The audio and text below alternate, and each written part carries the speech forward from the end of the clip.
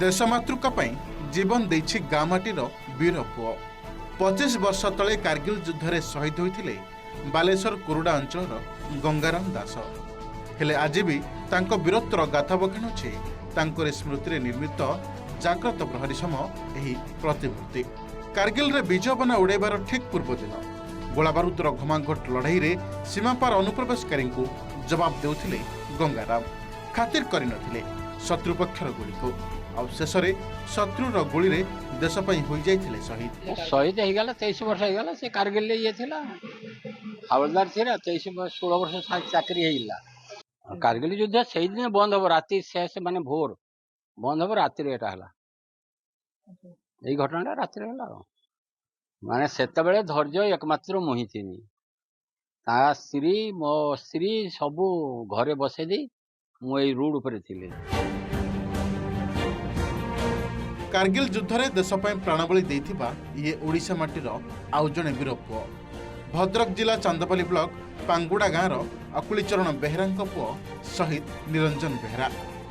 गाँ माटी आज तांको पई गर्वित आज भी गौरवर गाथा बहन करुछि तांकर ही प्रतिमूर्ति हेले तांको उद्देश्य निर्मित एही शहीद स्मृति स्तंभ आज भी अवहेलित होई रहिछि।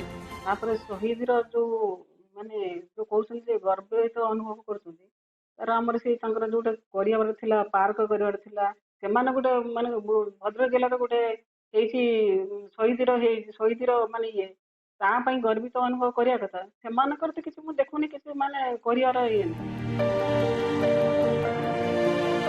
कारगिल युद्ध को बीतलाणी 25 वर्ष आज भी से स्मृति को मन पकाउछंती बालेश्वर मानसिंह बजार अंचल पूर्वतन सैनिक रामचंद्र भद्र। कारगिल युद्ध समय से भारतीय सेना रे ड्राइवर भावे कार्यरत थिले। युद्धस्थली रे जवान को नेबाणीबा सह खाद्य सामग्री औषध एवं अस्त्रशस्त्र पहुंचाइबार काम करुथिले रामचंद्र। निज अंगे निभाइथिबा युद्ध क्षेत्र अनेक अभूला स्मृति को और अनुभूति को निज फोटो आल्बम रे साहित्य रखिछंती और आज भी झुरी होंती शहीद होइथिबा साथी मानक नै।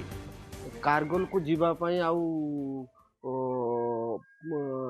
30 किलोमीटर दूर द्रास जेठी लड़ाईटा हेतिला सेठी से 0 पॉइंट तांक माने प्राय 1 किलोमीटर दूर से माने देखले जे आम कानवाई आसिला से फायरिंग स्टार्ट कर देले।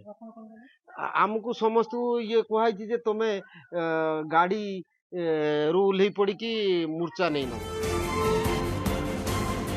बालेश्वर चंद्रकांत जेना एवं चांदपाली त्रिलोचन साहू रिपोर्ट ओटीवी।